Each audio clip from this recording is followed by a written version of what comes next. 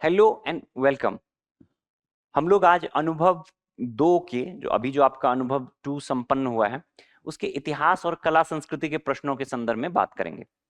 इस पेपर में इतिहास और कला संस्कृति से कुल 15 प्रश्न थे, तो इन्हीं 15 प्रश्नों के संदर्भ में हम लोग क्रमवार रूप से बात करेंगे। तो चलिए शुरू करते हैं हम लोग आज की अपनी परिचर्चा। पहला प्रश्न देखिए आपके स्क्रीन पर है, प्रश्न संख्या 22। यह एक शिलालेख के संबंध में है, इसमें कुछ डिस्क्रिप्शन दिया गया है, ठीक है, और पूछा गया है कि कौन सा शिलालेख है ये। यह शिलालेख संस्कृत में लिखा गया है और राजा को एक अनवरत अनथक विजेता के रूप में चित्रित करता है। पहला इंडिकेशन जो है ये बता रहा है कि ये संस्कृत में लिखा गया है। दूसरा क्या कह रहा है कि ये अनवरत अनथक विजेता के रूप में राजा का वर्णन करता है, चित्रित करता है राजा को।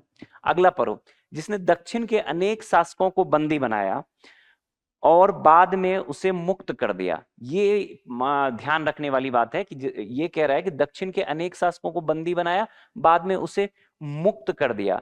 इस चीज की चर्चा हमें मिलती है, एक नीति कहा जाता है ग्रहण मोक्ष की नीति, ठीक है।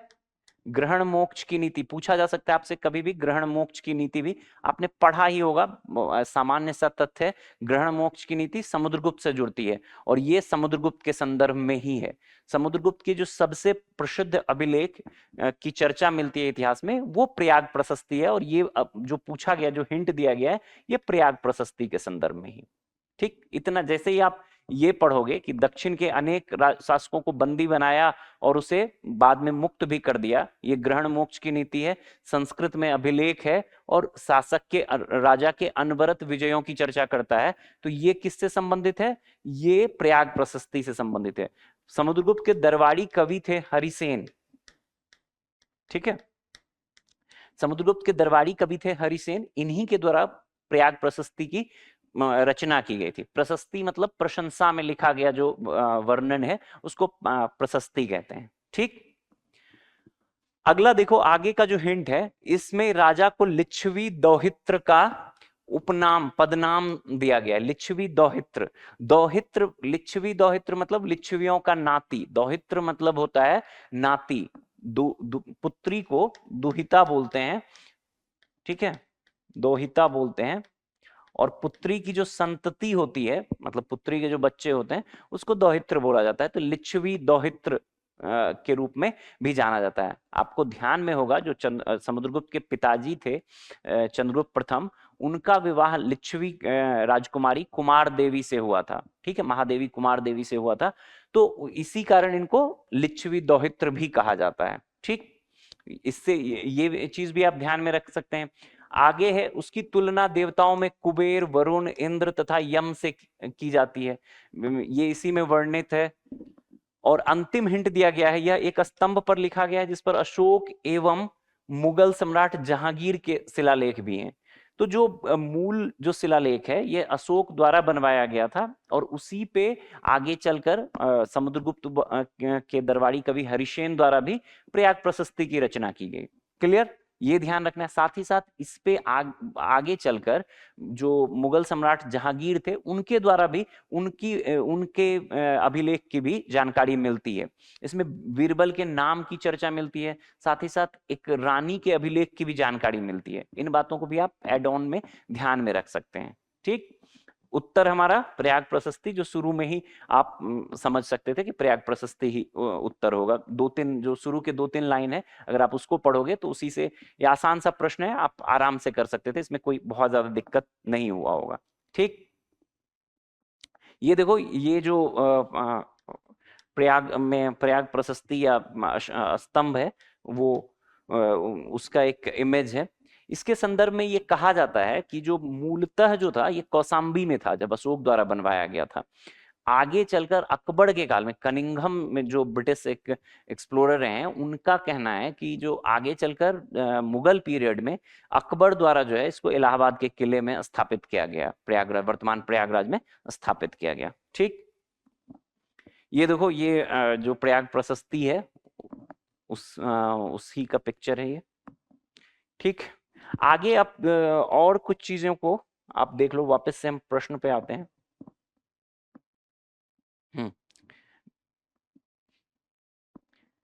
ठीक है।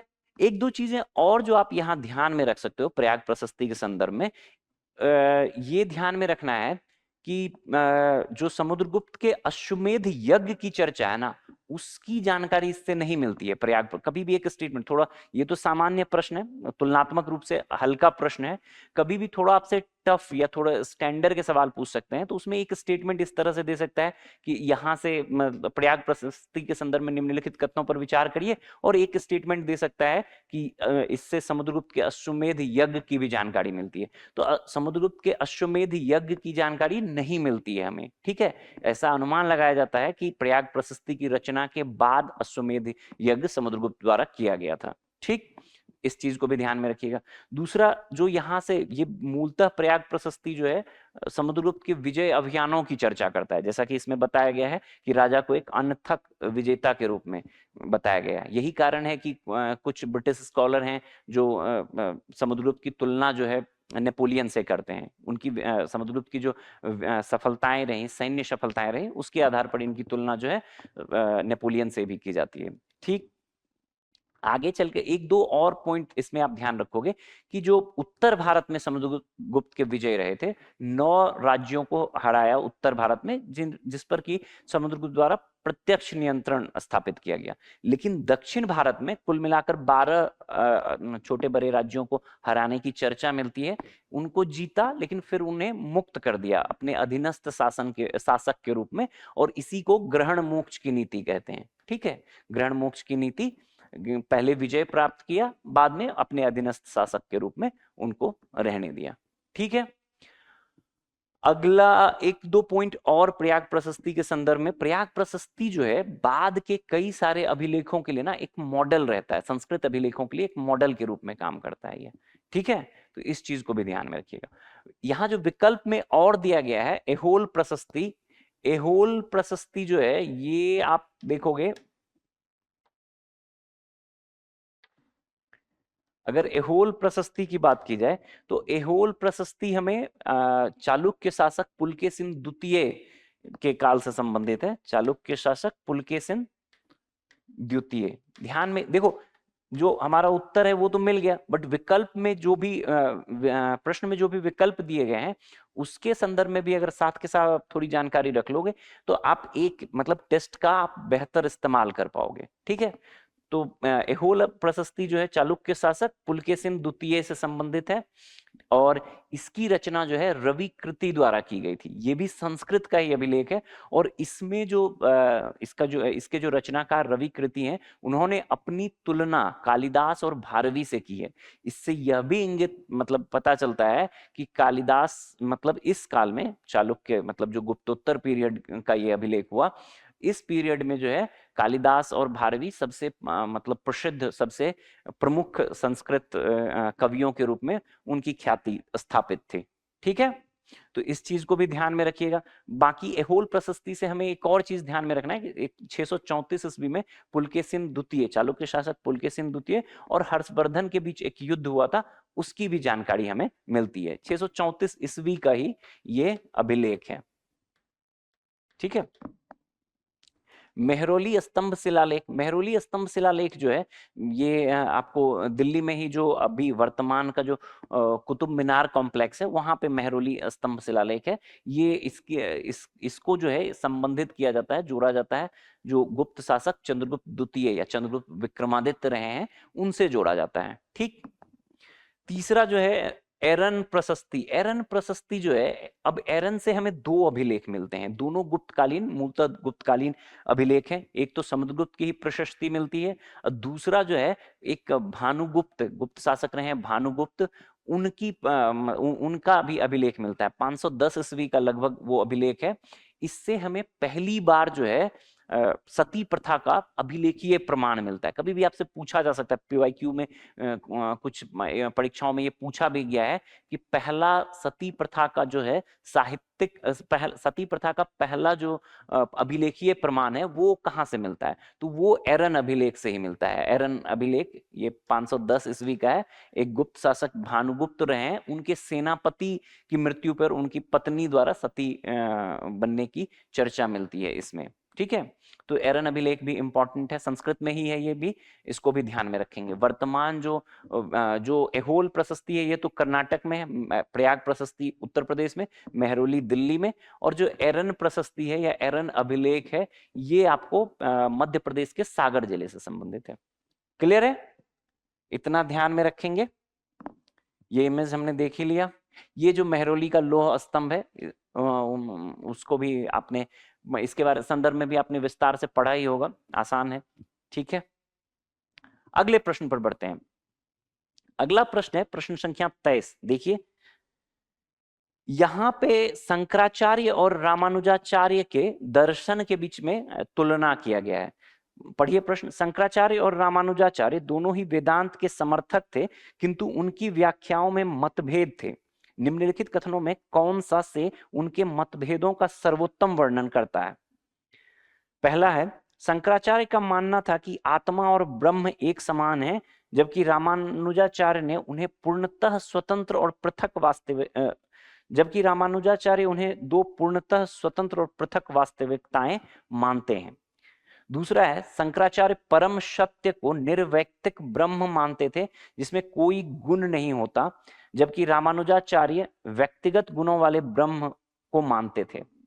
ठीक है, अब देखो ये दोनों मतलब अगर आप वेदांत दर्शन के अलग अलग आचार्यों, वेदांत दर्शन की व्याख्याओं के संदर्भ में पढ़ोगे तो अलग अलग आचार्यों द्वारा इसकी अलग अलग व्याख्या की गई है। इसमें जो सबसे प्रसिद्ध रहा है वो शंकराचार्य का अद्वैत दर्शन ही रहा है। फिर उसके बाद जो विशिष्टाद्वैत, जो रामानुजाचार्य का दर्शन है, विशिष्टाद्वैत कहते हैं उसे, वो तो ये शंकराचार्य और रामानुजाचार्य के जो अद्वैत दर्शन है और विशिष्टाद्वैत है उसी के कंपैरिजन पे ये प्रश्न बनाया गया है। इसके अतिरिक्त द्वैत दर्शन है, केवलाद्वैत है, द्वैताद्वैत है, अलग अलग दर्शन रहे हैं। तो थोड़ा बहुत इनके बेसिक के बारे में आपको ध्यान में रखना चाहिए। ये एक अच्छा प्रश्न है, इसमें आपको थोड़ी ठीक ठाक जो भारतीय दर्शन की है थोड़ी समझ, हल्की सी समझ होनी चाहिए, उसी पर आधारित है ये प्रश्न। देखो पहला कह रहा है, शंकराचार्य का मानना था कि आत्मा और ब्रह्म एक समान है। बिल्कुल सही बात। हम लोग मतलब अगर आपने नहीं भी बहुत डिटेल में पढ़ा होगा, पर एक वो अहम ब्रह्मास्मि जो शंकराचार्य द्वारा जो कहा गया है, अहम ब्रह्मास्मि, उसी से संबंधित है ये। आप अगर इतना भी आपके ध्यान में हो तो यहां तक तो आप इसको सही मान सकते हो। शंकराचार्य का मानना था कि आत्मा और ब्रह्म एक समान है, ठीक, कोई अंतर नहीं मानते हैं। शंकराचार्य की जो फिलॉसफी रही है वो मायावाद की फिलॉसफी रही है। उसमें कहा गया है कि जो जीव है वो ये जो जगत है ये माया है, ठीक है, और माया के कारण, अज्ञानता के कारण ही जो जीव है वो ब्रह्म से अपने आप को एकाकार नहीं कर पाता है, ब्रह्म से स्वयं को अलग पाता है, वो अज्ञानता के कारण। ठीक, तो यहाँ जीव और आत्मा, जीव या आत्मा और ब्रह्म को एक ही माना गया है। शंकराचार्य एक ही मानते हैं, उनमें कोई अंतर नहीं मानते हैं। ठीक, दूसरा देखो, रामानुजाचार्य ने उन्हें दो पूर्णतः स्वतंत्र और पृथक वास्तविकता माना है। ये गलत है। देखो जो विशिष्टाद्वैत है रामानुजाचार्य का, वो पृथक तो मानते हैं लेकिन कंप्लीटली पृथक नहीं मानते हैं। अभी अगले स्लाइड में मैं आपको काफी डिटेल में इसका कंपेयर, वो मानते हैं कि तीन एंटिटी के संदर्भ में वो चर्चा करते हैं, जगत के संदर्भ, प्रकृति के संदर्भ में, आत्मा या जीव के संदर्भ में और ब्रह्म के संदर्भ में। वो मानते हैं कि ब्रह्म जो है, जो संपूर्ण प्रकृति और जीव की उत्पत्ति हुई है वो ब्रह्म से ही हुई है, लेकिन ब्रह्म से भिन्न है। इसके लिए एक एग्जाम्पल वो देते हैं कि जिस प्रकार मतलब सूर्य है, सूर्य और उसकी किरणें, तो जो मतलब ब्रह्म और जीव उसी प्रकार संबंधित है जिस प्रकार सूर्य और किरणें, सूर्य के बिना जो है, सूर्य की किरणों का अस्तित्व नहीं है, तो ब्रह्म के बिना जीव का अस्तित्व नहीं है। लेकिन फिर भी एक उत्पत्ति एक साथ एक होने के बावजूद भी अंतर है दोनों में। ठीक, ये वाला पार्ट जो है ये गलत है। जो यही विशिष्टाद्वैत जो है, जो अद्वैत शंकराचार्य कहते हैं कि एक कोई अंतर नहीं है, रामानुज कहते हैं कि अंतर है लेकिन एकदम से अलग अलग एंटिटी नहीं है। इसको ध्यान में रखना है। ठीक, तो ये वाला स्टेटमेंट, पहला स्टेटमेंट तो गलत है। दूसरा देखो, शंकराचार्य परम सत्य को निर्वैयक्तिक ब्रह्म मानते थे। बिल्कुल सही, ये निर्गुण ब्रह्म या निर्वैयक्तिक परम सत्य को एकदम निर्वैयक्तिक निर्गुण ब्रह्म के रूप में देखते हैं। ये बात बिल्कुल सही है, जिसमें कोई गुण नहीं होता है, सही बात। जबकि रामानुजाचार्य जो है व्यक्तिगत गुण वाले सगुण ब्रह्म को, ये बस इतना ध्यान में रखना कि ये सगुण ब्रह्म को मानते हैं। ठीक है, ठीक, तो ये स्टेटमेंट सही है। रामानुज जो है सगुण ब्रह्म को मानते हैं, ब्रह्म में व्यक्तिगत गुणों वाले ब्रह्म को मानते हैं, जबकि शंकराचार्य जो है निर्वैयक्तिक ब्रह्म, परम सत्य को निर्वैयक्तिक ब्रह्म में एकदम निर्गुण के रूप में देखते हैं। तो पहला स्टेटमेंट जो है गलत है, तो विकल्प बी जो है दूसरा सही है, विकल्प बी जो है हमारा सही उत्तर हो जाएगा। ये देखो ध्यान रखना है, शंकराचार्य, रामानुजाचार्य और माधव की फिलोसफी, माधवाचार्य की फिलोसफी में, यहाँ देखो मैंने काफी डिटेल में ये कंपैरिजन करके दिया है आपके लिए। आप एक बार इसको पढ़ लोगे तो जो भी मतलब शंकराचार्य और रामानुजाचार्य के बीच में तुलना करके कितना किसी भी प्रकार का प्रश्न पूछे, प्रीलिम्स में पूछे, मेंस में पूछे, आप आसानी से उसको कर सकते हो।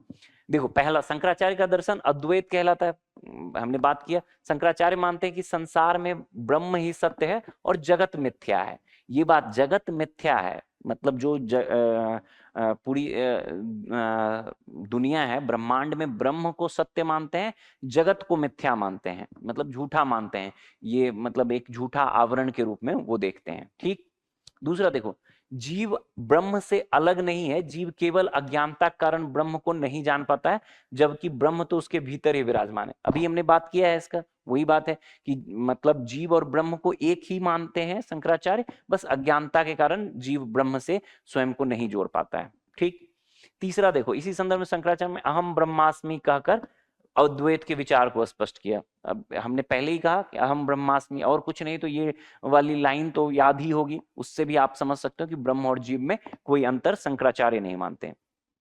शंकराचार्य ने मायावाद का विचार दिया। शंकर ने जगत को माया करार दिया है, मतलब जगत को, जो वही बात है कि मिथ्या करार दिया है, माया करार दिया है इसको, जगत को। शंकराचार्य परम सत्य को निर्वैयक्तिक ब्रह्म मानते थे। इनके अनुसार ब्रह्म में कोई गुण नहीं होता और निराकार होता है। ठीक है, अभी हमने बात किया जो कि प्रश्न का दूसरा स्टेटमेंट था, ये निर्वैयक्तिक सत्य को ब्रह्म मानते हैं, निर्गुण, एकदम से निराकार निर्गुण मानते हैं। शंकराचार्य के अनुसार ब्रह्म अनादि अद्वितीय है।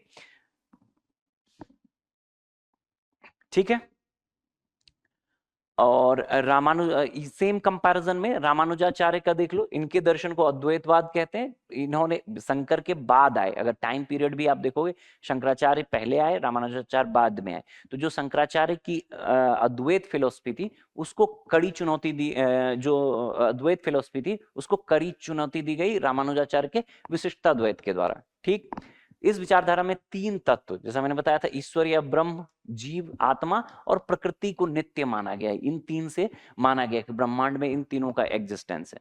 इस मत के अनुसार यद्यपि जगत और जीवात्मा दोनों ब्रह्म से भिन्न है, बात किया था हमने कि जगत और जीवात्मा भिन्न है, तथापि वे ब्रह्म से ही उद्भूत हुए हैं, मतलब ब्रह्म ने ही सृजित किया है जगत को भी, ब्रह्म ने ही सृजित किया है जीव को भी। तीन एंटिटी मानते हैं ये, जगत को मानते हैं, ब्रह्म को मानते हैं और प्रकृति को मानते हैं। और ब्रह्म से ही प्रकृति या जगत और जीव की भी उत्पत्ति हुई है। ठीक, उद्भूत हुआ और ब्रह्म से उसी प्रकार संबद्ध है जैसे सूर्य से उसकी किरणें। जो मैंने आपको एग्जांपल दिया था कि सूर्य से उसकी किरणें, मतलब सूर्य से अलग हैं, सूर्य और उसकी किरणें अलग है, लेकिन उत्पत्ति जो है किरणों का सूर्य से हुआ है, इस प्रकार जुड़े हुए भी हैं। ठीक, रामानुजाचार्य ने शंकर के मायावाद का खंडन किया। ये वाला पॉइंट भी ध्यान में रखना है कि इन्होंने मतलब किस तर्क से जो शंकराचार्य के मायावाद का खंडन किया। इनका कहना था कि जो जगत है उसका सृजन, उसका निर्माण भी ब्रह्म ने ही किया है। तो जब ब्रह्म वास्तविक है तो जगत मिथ्या नहीं हो सकता है। ठीक है, जगत को माया मानने से इन्होंने इनकार कर दिया। वही लिखा हुआ है यहाँ कि रामानुजन शंकर के मायावाद का खंडन किया। रामानुजाचार्य के अनुसार जगत का निर्माण भी ब्रह्म ने किया, अतः यह मिथ्या नहीं हो सकता। इसको ध्यान में रखिएगा। ठीक, रामानुज के अनुसार ब्रह्म या ईश्वर एक सगुण तत्व है। इसके अनुसार आत्मा तथा ब्रह्म में इसके अनुसार आत्मा तथा ब्रह्म में कुछ विशिष्टताएं हैं। ठीक, इसी के आधार पर इन्होंने विशिष्टाद्वैत का जो सिद्धांत इनका रहा था वो दिया। क्लियर है? बढ़े अगले प्रश्न पर। अगला प्रश्न देखो, प्रश्न संख्या 23 आपके स्क्रीन, प्रश्न संख्या 24 आपके स्क्रीन पर है। इसमें 3 शब्द दिए गए हैं और पूछा गया है कि प्राचीन भारतीय इतिहास में ये शब्द किससे संबंधित हैं। पहला है हिरण्य, दूसरा है प्रणय और तीसरा है पिंडकार। जो हिरण्य है ये सभी, सबसे पहले तो ये कर है, विभिन्न प्रकार के कर हैं। अब देखो इस तरह के प्रश्न में ना आप बहुत ज्यादा दिमाग लगा नहीं सकते हो, ये सीधी सीधी बातें हैं, आपको याद रखना पड़ेगा। अगर याद है तभी आप इसको सही कर सकते हो। इसमें बहुत ये मतलब मॉडरेट से ऊपर के लेवल के प्रश्न, जब भी एक वन लाइनर स्टेटमेंट में इस तरह के फैक्ट पूछे जाएंगे वो कभी भी इजी टू मॉडरेट नहीं होगा, वो हमेशा मॉडरेट टू टफ है। या तो आपको पता है या नहीं पता है, और आपने पढ़ा है, इसके एब्सोल्युटली आपको याद है, तभी आप कर सकते हो। ठीक, तो पहली बात तो आप थोड़ा सा ध्यान में रख लो। जैसे देखो यूपीएससी का एक ट्रेंड है, अगर आप देखोगे प्रश्नों को तो वो इस तरह के टर्म आधारित प्रश्न जो मतलब किसी खास टर्म पे, खास करके प्राचीन और मध्यकालीन भारतीय इतिहास से एक सवाल लगभग लगभग हर साल पेपर में पूछता है कि ये टर्म किस चीज से संबंधित है। किसी भी एक शब्दावली का नाम दे देगा, 2 शब्दावली का नाम दे देगा, पूछेगा कि ये किससे संबंधित है। तो ऐसे शब्दावली आप ना एक ये बना सकते हो कि प्राचीन भारत में प्रचलित प्रमुख कर, वहां आप ऐड कर सकते हो। प्राचीन भारत में मंदिर स्थापत्य से जुड़े शब्द, प्राचीन इसी में जितने हैं, प्राचीन भारत में भूमि माप की इकाई, प्राचीन भारत में भूमि के प्रकार, सेम इसी तरह मध्यकालीन भारत में। तो जहां भी कुछ नए तथ्य मिले उसको उसमें ऐड करते चलो। एक आप चार्ट टाइप का इस तरह का आप बना सकते हो, और जहां भी मिले आप ऐड करते चलो, ताकि एग्जाम से आखिर के 1-2 दिन पहले, 4 दिन पहले भी आप देख के जाओ तो चीजें दिमाग में रह पाई। एकदम से आप अभी से मतलब होता है कि आज बैठे ये सवाल नहीं बना और आज जितने टर्म हैं एंशिएंट हिस्ट्री में, मिडिवल हिस्ट्री में सब रट डालेंगे, तो वो चीजें कैरी नहीं हो पाएगी, एग्जाम हॉल तक नहीं जा पाएगा। समझ पा रहे हो? तो इस तरह से ऐड करते चलना है कि जहां नई नई चीजें मिलती गई कुछ, उसको ऐड कर लेना है। ठीक, टर्म वाले सवाल पूछता है, इसलिए थोड़ा मेहनत लगेगा, लेकिन मतलब एक सवाल आप निश्चित तौर पे सही कर सकते हो यहां से। अब देखो इसमें योगासन के प्रकार, ये वाला तो हम एलिमिनेट कर सकते हैं कि मतलब इसमें से कोई भी आपको योगासन, प्रणय को लेके, प्राणायाम को लेके थोड़ा सा आप हो सकता है, बट ओवरऑल जो है ये योगासन वाला तो नहीं लग रहा है। दूसरा देखो भूमि माप की इकाई, कंफ्यूजन हो सकता है भूमि माप की इकाई को लेकर इसमें, लेकिन भूमि माप की इकाई भी नहीं है। ठीक, और रिलीजियस सेक्रीफाइस, अब रिलीजियस सेक्रीफाइस के संदर्भ में भी इस तरह की किसी भी टर्म का आपने चर्चा नहीं सुना होगा।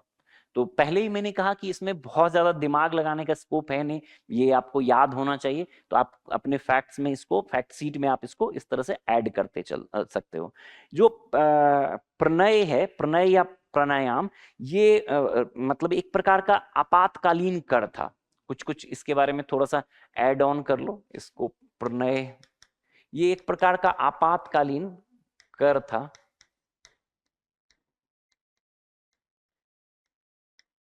आपातकालीन कर था। मौर्य काल में इसकी चर्चा मिलती है, और मतलब राज्य द्वारा लगभग 1/3 से मतलब 1/4 तक आपात किसी इमरजेंसी सिचुएशन में इस ये लिया जाता था। ठीक है, 1/3 से 1/4 तक।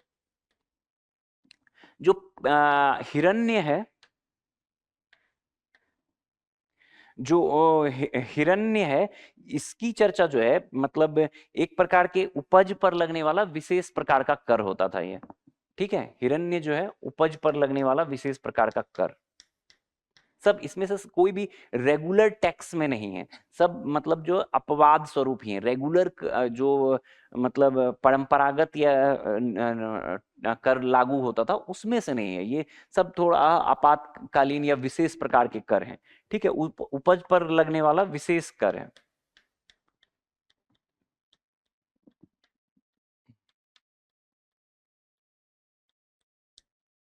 ठीक, और एक जो पिंडिकर है, पिंडिकर ये गांव के समूह पर लगता था। जैसे कि मान लो कोई भी सेना जो है वो जब ये पिंडकार या पिंडीकर भी बोलते हैं इसको, पिंडीकर, ठीक है, ये एक प्रकार गांव के समूह पर लगता था। जब कोई सेना मतलब किसी क्षेत्र से गुजरती थी तो गांव के समूह पर इस प्रकार का कर आरोपित किया जाता था।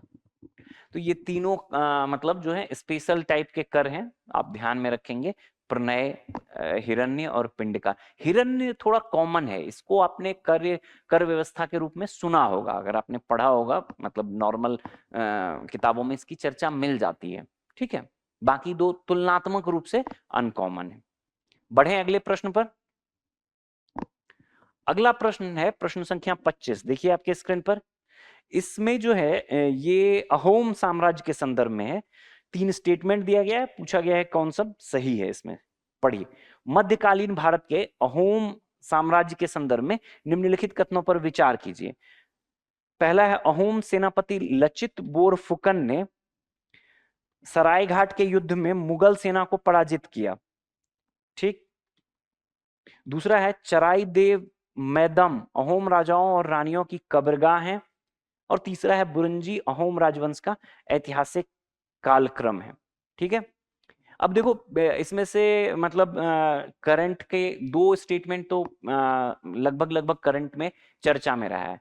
पहला जो लचित बोरफुकन, पहला तो अहोम साम्राज्य, ठीक है, आपको पता होना चाहिए कि अहोम साम्राज्य जो असम का क्षेत्र है, जो ब्रह्मपुत्र की घाटी है, उसमें अहोम साम्राज्य की चर्चा मिलती है। अगर हम अहोम साम्राज्य की बात करें, हाल के दिनों में देखोगे, पिछले 2-3 सालों में अहोम साम्राज्य को लेकर काफी बात हुई है। लचित बोरफुकन जो एक मतलब सैन्य कमांडर थे, मतलब जो अहोम साम्राज्य के एक सेनापति सैन्य कमांडर थे, उनकी चर्चा काफी ज्यादा मिलती है। अभी प्रधानमंत्री, अभी इनका 400वीं जयंती, इनका अगर जन्म की बात की जाए तो 1622 जो है इनका जन्म वर्ष रहा था, 1622। और तो अभी 3 साल पहले जो है इनकी 400वीं जयंती मनाई गई थी। उसमें प्रधानमंत्री द्वारा, गृह मंत्री द्वारा बार बार रेफरेंस में आया था, तो ये काफी चर्चा में रहा था। इसलिए भी आपको ध्यान में रखना है लचित बोरफुकन, इनकी कंट्रीब्यूशन। आप देखोगे अक्सर इतिहास में आजकल काम, अगर आपके इतिहास वैकल्पिक विषय रहे हैं या फिर वैसे भी, आप देखोगे इतिहास में रीराइटिंग, करंट में रीस्ट्रक्चरिंग, रीराइटिंग जैसे इतिहास का पुनर्लेखन, पुनर्संरचना जैसी चीजें चल रही होती है। वहां पे एक सामान्य सा प्रश्न उठता है कि क्यों, तो उसमें ऐसे तर्क हैं कि ऐसे नायकों की चर्चा तुलनात्मक रूप से हमारे इतिहास में कम है, इन्हें थोड़ा और जगह मिलना चाहिए, इनकी चर्चा, ऐसे नायकों की चर्चा थोड़ी और होनी चाहिए। इसलिए भी तो आप एग्जाम्पल कभी भी आपसे इंटरव्यू के स्तर पे या कहीं भी पूछा जा सकता है। देखो, प्रिपरेशन को इस एक होलिस्टिक अप्रोच में देखना चाहिए। तो कहीं भी ऐसे नाम, आप एग्जाम्पल कहीं भी आपसे पूछा गया तो आप इनके नाम को कोट कर सकते हो कि हाँ, ऐसे मतलब जो नायक रहे हैं भारत के, उनकी चर्चा हमें तुलनात्मक रूप से कम मिलती है। ऐसे अन्य नायकों की भी खोज होनी चाहिए इतिहास लेखन में, और जिनको इतिहास में समुचित स्थान दिया जाना चाहिए। क्लियर है? ये मतलब थोड़ा संदर्भ में आया तो हमने बात कर लिया। वापस आते हैं हम अपने प्रश्न पर। तो अहोम साम्राज्य की जो अगर हम बात करें तो ये 13वीं सदी से लेकर 19वीं सदी तक, 13वीं सदी से 19वीं सदी तक जो ब्रह्मपुत्र घाटी असम का क्षेत्र है वहां पे रहा था ताई अहोम साम्राज्य, अहोम साम्राज्य, ठीक। इसके मतलब जो संस्थापक के रूप में इसके संस्थापक, देखो जब भी किसी साम्राज्य के बारे में पढ़ो तो सबसे पहले उन जो एरिया है, वो टाइम पीरियड, वो और संस्थापक और प्रमुख कुछ जो व्यक्तित्व रहे उसको ध्यान में रख सकते हो। तो जो इनके मतलब जो संस्थापक अहोम साम्राज्य के रहे, चाओलुंग सोकफा बोलते हैं नाम, आप याद कर, चालुंग या चाओलुंग, चालुंग या चाओलुंग शुक्फा, शुक्फा बोलते हैं। 1228 में 1228 में ईस्वी में, 1228 ईस्वी में इन्होंने अहोम साम्राज्य की स्थापना की। तब से लेकर लगभग 19वीं शताब्दी में अंग्रेज ब्रिटिश काल तक अहोम साम्राज्य जो है अपना अस्तित्व बनाए रखता है। तो ये एक बड़ी बात है, भारतीय इतिहास में एक लंबे समय तक अहोम साम्राज्य का हमें अस्तित्व दिखता है, इसलिए भी हमें इस पर ध्यान देना चाहिए। जो पूर्वोत्तर का क्षेत्र है वहां का सबसे प्रमुख राजवंश अहोम साम्राज्य रहा, तो इस कारण भी हमें इसके संदर्भ में विशेष जानकारी रखनी चाहिए, एक भारतीय इतिहास में महत्वपूर्ण स्थान रखते हैं। अब देखो ये जो सरायघाट का युद्ध है, ये भी अभी थोड़े दिनों पहले काफी चर्चा में, प्रधानमंत्री द्वारा, गृह मंत्री द्वारा भी इसकी चर्चा की गई है, तो इसलिए भी ये मतलब करंट में न्यूज में रहता है, आपके लिए इंपॉर्टेंट हो जाता है। 1671 में सरायघाट का युद्ध हुआ था 1671 में, जिसमें कि अहोम सेनापति लचित बोरफुकन द्वारा मुगल सेना को पराजित किया गया था। ये एक बहुत बड़ा अचीवमेंट था। गुवाहाटी में ब्रह्मपुत्र नदी के तट पर हुआ था, और इसको मतलब जो नदी में हुआ, मतलब सबसे बड़ा नौसैनिक, मध्यकालीन भारतीय इतिहास का नदी तट पर हुआ सबसे बड़ा नौसैनिक अभियान, नौसैनिक विजय के रूप में इंगित किया जाता है। बहुत ही महत्वपूर्ण है। तो पहला स्टेटमेंट तो बिल्कुल सही है, लचित बोरफुकन ने सरायघाट में मुगल सेना को पराजित किया सरायघाट के युद्ध में। ठीक है, आप ध्यान में रखिएगा कि कभी भी आपको इस तरह से भी बोला जा सकता है कि एक प्रकार का नौसैनिक मतलब संघर्ष रहा था। ठीक है,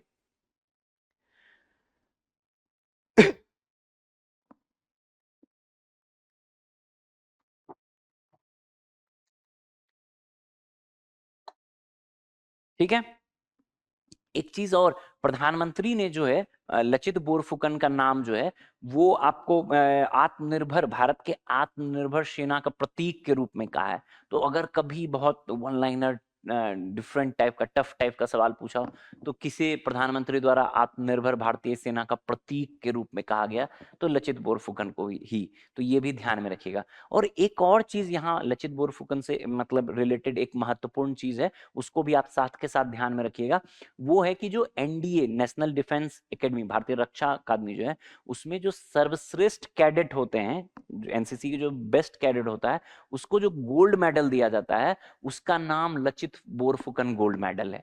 एक स्टेटमेंट आपको इस तरह से भी दे सकता है कभी भी, एक मान लो प्रश्न इस ऐसे ने घूम के बनाया कि लचित बोरफुकन के संदर्भ में निम्नलिखित कथनों पर विचार करिए। एक स्टेटमेंट सरायघाट के युद्ध में के संदर्भ में दे दिया, और एक स्टेटमेंट आपको जो एनसीसी का बेस्ट कैडेट का गोल्ड मेडल है वो दिया जाता है। तो थोड़ा आप जब भी किसी के बारे में पढ़ें, तो अभी चर्चा में, काफी चर्चा में रहा है, तो एक लाइन आप ये भी ऐड, जहां भी आप अपना नोट्स वगैरह कुछ बना रहे हो, वहां आप ऐड कर लेना कि जो एनसीसी का गोल्ड मेडल, बेस्ट कैडेट का गोल्ड मेडल 1999 से 1999 से जो है वो लचित बोरफुकन के नाम पर दिया जाता है। तो ये भी एक इंपॉर्टेंट चीज है। दूसरे स्टेटमेंट पे आते हैं। दूसरा स्टेटमेंट कह रहा है कि जो चराइदेव मैदम या चराइदेव मैदाम बोलते हैं इसको, ठीक है, चराइदेव जिला है, ये ध्यान में रखिए, ये असम का एक जिला है। और मोइदम या मैदाम जो है वो चराइदेव मैदाम अहोम राजाओं रानियों की कब्रगाह है। कब्र मतलब टीला नुमा कब्रगाह है। और ये अभी करंट अफेयर्स का चर्चा, काफी चर्चित ये रहा है, भारत का 43वां यूनेस्को वर्ल्ड हेरिटेज साइट के रूप में जो चराइदेव मोइदम है, उसको भारत का 43वां यूनेस्को वर्ल्ड हेरिटेज साइट का दर्जा मिला है, जुलाई 2024 में। ठीक, तो करंट में चर्चा में हो गया। एक और फिर से अहोम वंश से संबंधित हो गया, ये भी इंपॉर्टेंट है, इसलिए भी ध्यान में रखिए। इसके संदर्भ में आपने काफी विस्तार से पढ़ा होगा। चराइदेव काफी मतलब अगर हम चराइदेव मोइदम की बात करें, जो चराइदेव जिला मोइदम जो है, मोइदम आप एक इमेज देखो पहले,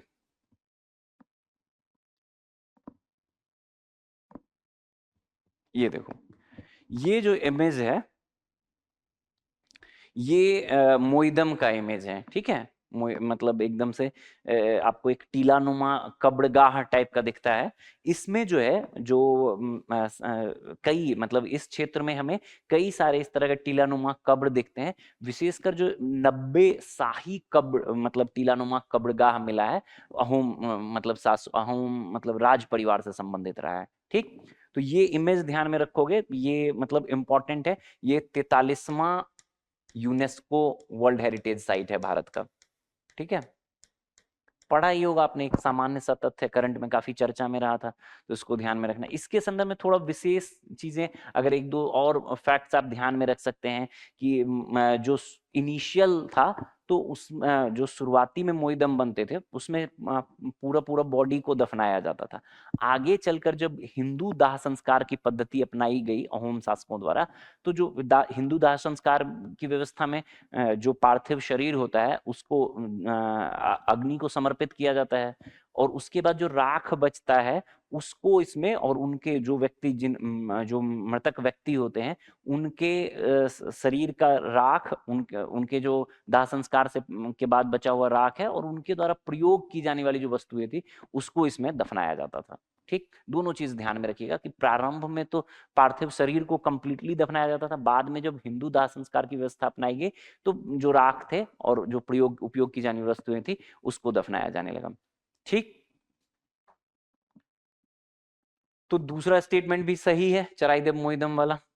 और तीसरा देखो, बुरंजी जो है अहोम राजवंश का ऐतिहासिक कालक्रम है। ये एक अलग, मान लो कि अब दो स्टेटमेंट तो काफी चर्चा में रहा हुआ जो है वो दे दिया, और तीसरा स्टेटमेंट बुरंजी दे दिया। बुरंजी जो है, जो अहोम शासकों का, अहोम राजवंश का एक कालक्रम है, उनके शासकों का विस्तृत वर्णन है कालक्रमानुसार, क्रोनोलॉजी वाइज, उसकी चर्चा बुरंजी में है। तो प्रारंभ में जो बुरंजी है वो अहोम भाषा में है, आगे चलकर असमिया भाषा में, 16वीं शताब्दी के बाद जो बुरंजी मिलती है वो असमिया भाषा में मिलता है। तो ये भी ध्यान में रखिएगा, अगर कहीं पे सिर्फ दे दिया कि सिर्फ अहोम भाषा या सिर्फ जो है असमिया में, तो नहीं, दोनों में मिलता है। 16वीं शताब्दी के बाद कंप्लीटली असमिया में मिलता है। ठीक, तीनों स्टेटमेंट सही है, विकल्प डी जो है हमारा सही उत्तर हो जाएगा। ये देखो, ये जो है अहोम किंगडम का क्षेत्र है, ब्रह्मपुत्र आश्रम के इसमें जो ब्रह्मपुत्र घाटी का क्षेत्र है, ये अहोम राज्य का क्षेत्र है। ये चराइदेव मोइदम के बारे में हमने देख ही लिया।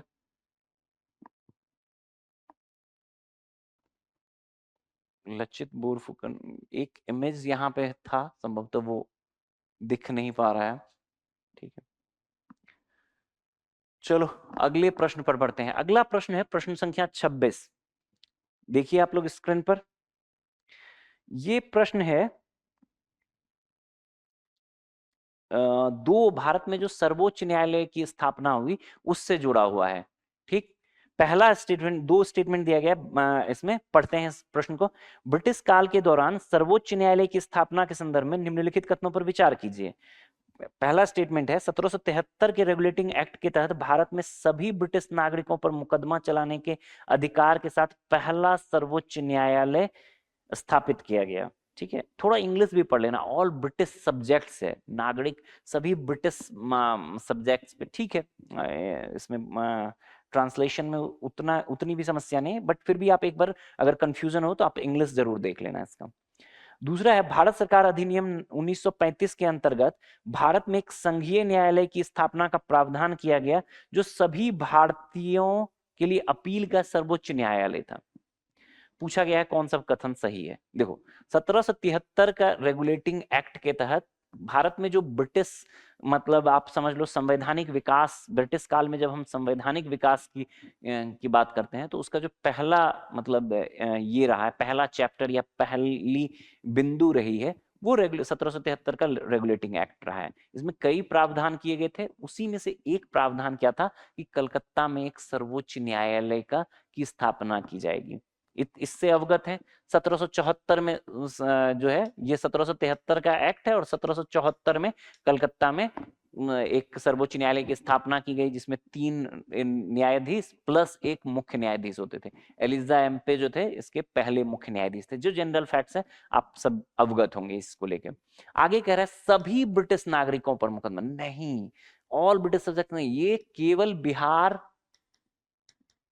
बंगाल और उड़ीसा का जो क्षेत्र था उससे संबंधित था, बाकी क्षेत्रों से संबंधित नहीं था, सभी ब्रिटिश नागरिकों के लिए नहीं था। इस चीज को ध्यान में, सभी यूरोपियन जो इस क्षेत्र में सभी यूरोपियंस हैं, ठीक है, और जो भी लोग यहाँ जाएंगे, जो भी भारतीय भी लोग जो कलकत्ता में रहने वाले हैं उन सभी पे होगा, जो अन्य लोग भी जाएंगे उन पर भी मुकदमा, जो अपना प्रस्ताव लेकर जाएंगे उनके भी मुकदमे की सुनवाई यहाँ हो सकती थी। ठीक, सभी ब्रिटिश नागरिकों के लिए नहीं था, पूरे ब्रिटिश मतलब क्षेत्र के लिए नहीं था ये।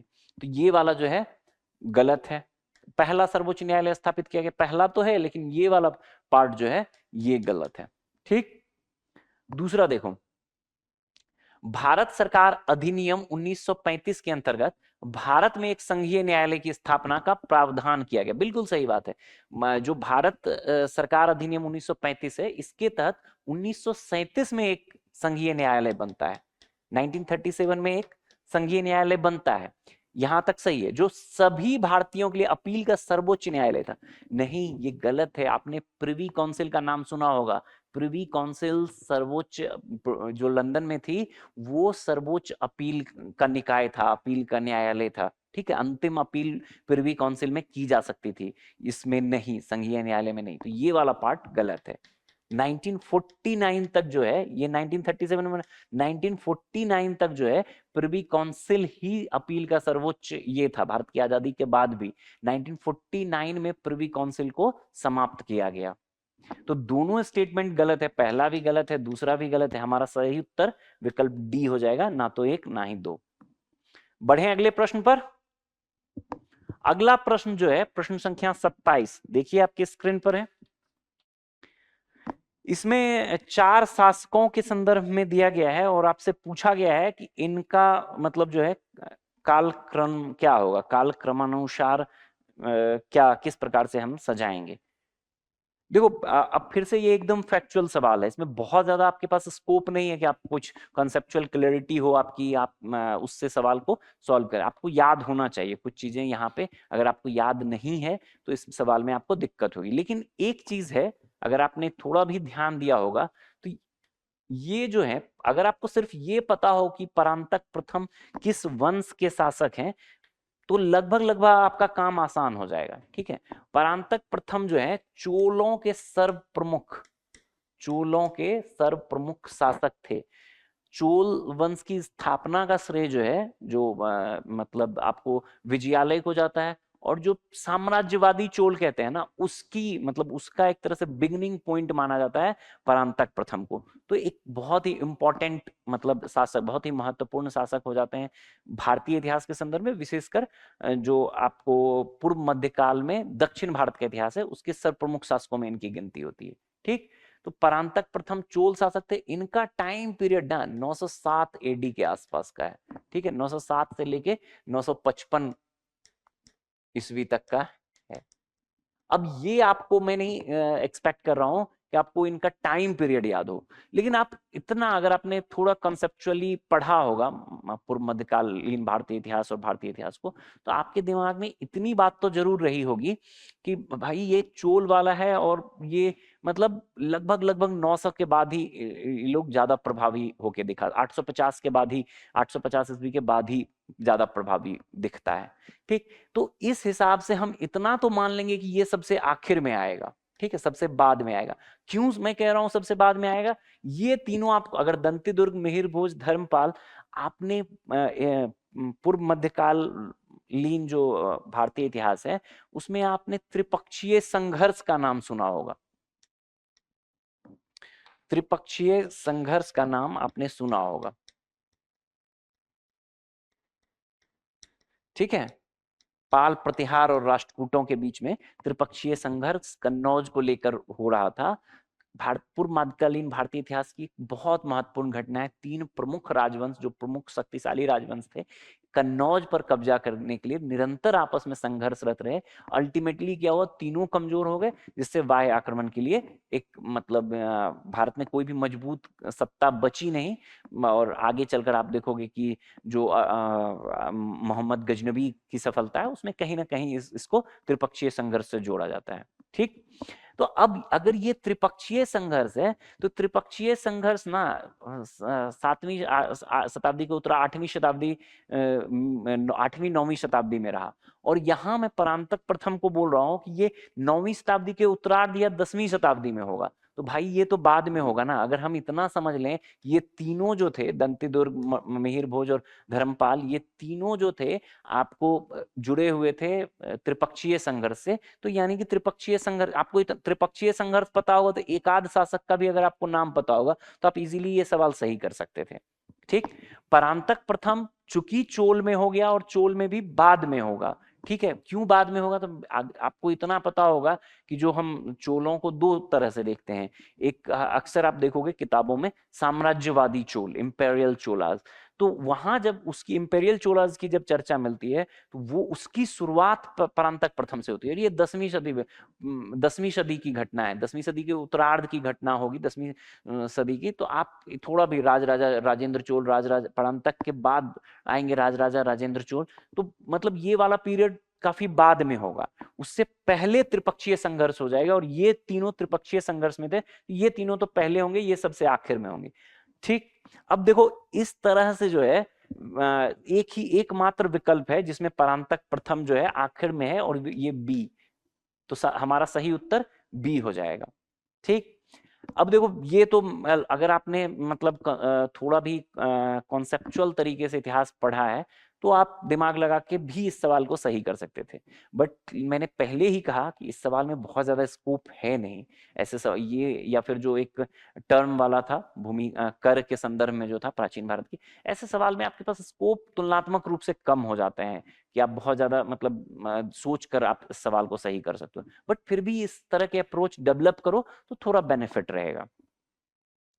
अब देखो दंती दुर्ग जो है ये राष्ट्रकूटों के संस्थापक थे। अब राष्ट्रकूट फिर से एक महत्वपूर्ण चीज, राष्ट्रकूट एक महत्वपूर्ण राजवंश के रूप में हम पढ़ते हैं। एटलीस्ट किसी भी राजवंश के बारे में उसका क्षेत्र, टाइम पीरियड, संस्थापक और महत्वपूर्ण शासक, इतने तो नाम हमको पूरा डिटेल में नहीं पढ़ना है कि एकदम सारी चीजें रट रहे हैं, सारी राजनीतिक घटनाएं पढ़ रहे हैं, एकदम नहीं, हो नहीं पाएगा।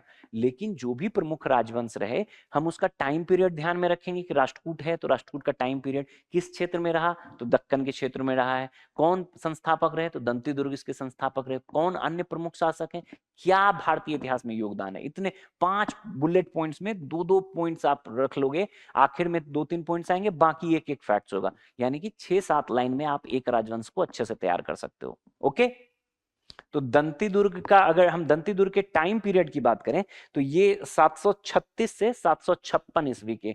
अब जरूरी नहीं है आप टाइम पीरियड एकदम स्किप कर लो, फिर मैं बस बोल दे रहा हूं 736 से 756 है।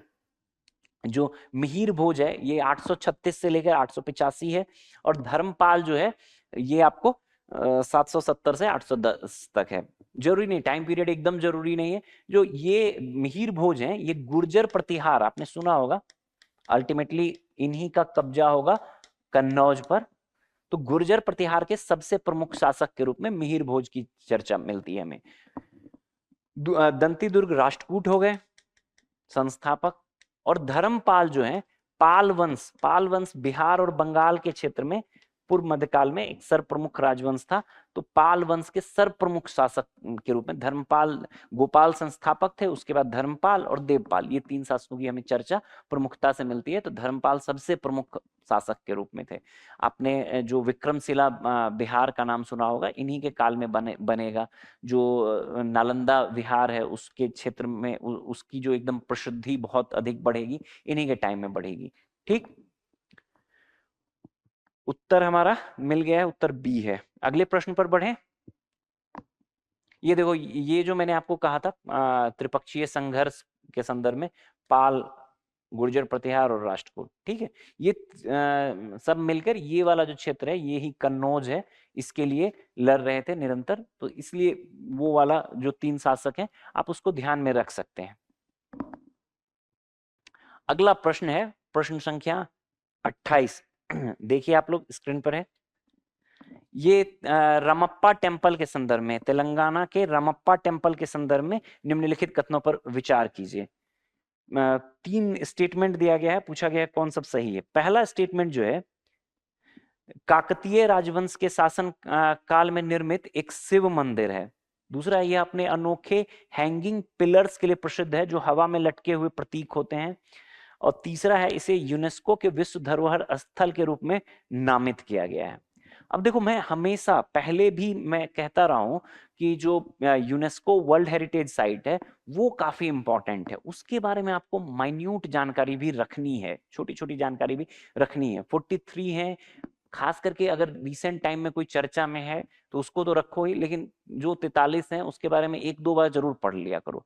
पिछले साल भी आप पेपर देखोगे, आसान आसान सवाल रहते हैं, और कभी अगर थोड़ा टफ सवाल पूछा तो ज्यादा डिटेल में जा सकता है, जैसे इस तरह के मतलब डिटेलिंग में जा सकता है, कुछ और भी स्टेटमेंट्स बना सकते हैं। लास्ट ईयर के अनुभव पे अगर आप डिस्कशंस यूट्यूब पे पढ़ा होगा, आप वहां देखोगे, वहां भी मैंने डिस्कस करवाया है रमप्पा टेम्पल, वहां भी पूछा गया है अलग अलग फीचर्स को देके रमप्पा टेम्पल के बारे में। तो एक इम्पॉर्टेंट है, महत्वपूर्ण मतलब स्थान है भारतीय इतिहास में रमप्पा टेम्पल का, तो इसके बारे में विशेष ध्यान में रखेंगे। ठीक, अब देखो जो तेलंगाना का रामप्पा टेम्पल, खुद कह दिया है कि तेलंगाना में है। तेलंगाना का रामप्पा टेम्पल जो है काकतीय राजवंश के शासन काल में निर्मित एक शिव मंदिर है, बिल्कुल सही बात। इसको काकतीय रुद्रेश्वर मंदिर भी कहते हैं, नाम आप ध्यान में रखिएगा। अगर आप काकतीय रुद्रेश्वर नाम, दूसरा नाम सिर्फ पता होता आपको तो पहला स्टेटमेंट तो आप सही कर लेते। काकतीय वंश से संबंधित है, काकतीय रुद्रेश्वर टेम्पल कहते हैं, भगवान शिव को समर्पित है। ठीक, जो इसका मतलब जो रामप्पा नाम है, जो ये टेम्पल को रामप्पा नाम दिया गया, ये इसके मतलब मूर्तिकार, इसके जो वास्तुकार मूर्तिकार रहे हैं उसके नाम पर, और संभवतः ये भारत का एकमात्र टेम्पल है जिसका नाम इसके अपने मूर्तिकार के नाम पर है। ठीक, तो रमप्पा टेम्पल इस हिसाब से इंपॉर्टेंट हो जाता है, आप ध्यान में रखिएगा। काकतीय रुद्रेश्वर टेम्पल भी बोलते हैं। दूसरा, यूनेस्को विश्व धरोहर स्थल के रूप में नामित किया गया 2021 में, इसको यूनेस्को धरोहर स्थल दिया गया था। 39वां जो था ये 39वां भारत का यूनेस्को वर्ल्ड हेरिटेज साइट था ये। इसके अलावा इसके निर्माण के संदर्भ में एक दो चीजें जो है, ये पूरा का पूरा टेम्पल जो है ना स्टार से प्लेटफॉर्म पे बेस्ड है, बना हुआ है। ये देखोगे आप, ये तारे के समान जो है प्लेटफॉर्म बना हुआ है, उस पर ये टेम्पल बनाया गया है। लाल, मूलतः जो है निर्माण इसका लाल बलुआ पत्थर से हुआ है, लेकिन एक और विशेषता इसकी क्या है, इसमें कुछ, इसके कुछ निर्माण में, कुछ पार्ट के निर्माण में कुछ ऐसी ईंटों का प्रयोग हुआ है जो इतनी हल्की है कि वो डूबती नहीं है। ये भी एक विशेषता है, आप हमेशा ध्यान में रखिएगा, ये विशेषता भी, कुछ ऐसी ईंटों का प्रयोग हुआ है जो काकतीय रुद्रेश्वर टेम्पल या रमप्पा टेम्पल है, जिसमें कि जो कि डूबती नहीं है। साथ ही साथ सैंडबॉक्स तकनीक का भी प्रयोग हुआ है। सैंडबॉक्स तकनीक क्या होता है कि जो नींव है ना, मतलब किसी भी कंस्ट्रक्शन का नींव है, उसमें कुछ ऐसे मटेरियल्स का प्रयोग हुआ है जिससे कि वो भूकंप रोधी हो जाए, ठीक है, भूकंप से प्रभावित नहीं होगा। तो सैंडबॉक्स तकनीक का भी प्रयोग हुआ है, हल्की ईंटों का प्रयोग हुआ है, स्टार सेफ प्लेटफॉर्म पे बना हुआ है, यूनेस्को वर्ल्ड हेरिटेज साइट है, आपको काकतीय वंश से संबंधित है।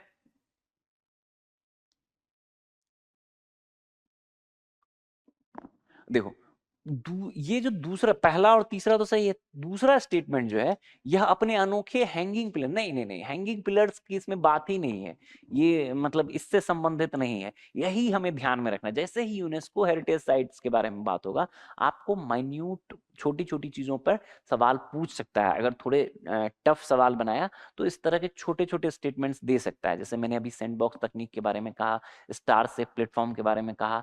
और एक चीज और जो रमप्पा टेम्पल के बारे में आप ध्यान में रख सकते हैं, वो जो मार्को पोलो जब भारत की यात्रा पे आया था, रुद्रमा देवी के टाइम पीरियड, रुद्रमा देवी काकतीय, रुद्रमा देवी के पिता के काल में ही ये निर्माण हुआ था। आपको टाइम पीरियड बस 13वीं सदी के उत्तरार्ध में मार्को पोलो भारत आया था, उसने काकतीय वंश, काकतीय राजवंश का जो क्षेत्र है उसकी भी यात्रा की थी, और रुद्रमा देवी का वर्णन किया है। और इस टेम्पल के बारे में उसने एक लाइन लिखा है कि मध्यकालीन मंदिरों के मध्यकालीन मंदिरों की आकाशगंगा का सबसे सुंदर तारा इसको कहा है। ये भी कभी भी इस तरह से भी एक स्टेटमेंट टाइप का बना के दे सकता है, रैंडम नहीं देगा, चूंकि ये यूनेस्को वर्ल्ड हेरिटेज साइट है इसलिए थोड़ा सा इंपॉर्टेंट हो जाता है। तो पहला और तीसरा सही है, हमारा विकल्प सी उत्तर हो जाएगा। ठीक है, अगला प्रश्न, प्रश्न संख्या 67 आपके स्क्रीन पर है, देखिए आप लोग। देखो ये प्रश्न जो है, प्रश्न संख्या 67, इसमें